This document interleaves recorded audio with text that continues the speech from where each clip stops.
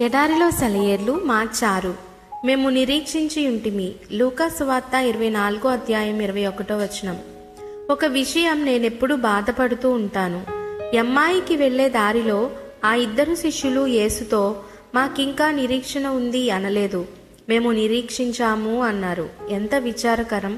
ఇది జరిగిపోయింది, కథ అంతమైపోయింది.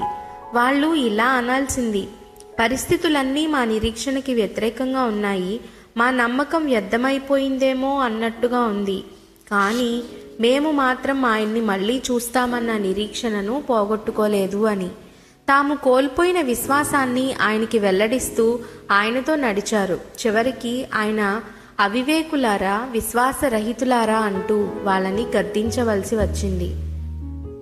ఈ మాటలు మన గురించి కూడా అనే ప్రమాదం ఉంది. సత్యానికి, ప్రేమకి ఆధారభూతుడైన దేవునిలో విశ్వాసాన్ని పోగొట్టుకోనంత కాలము మనం దేన్ని పోగొట్టుకున్నా పర్వాలేదు.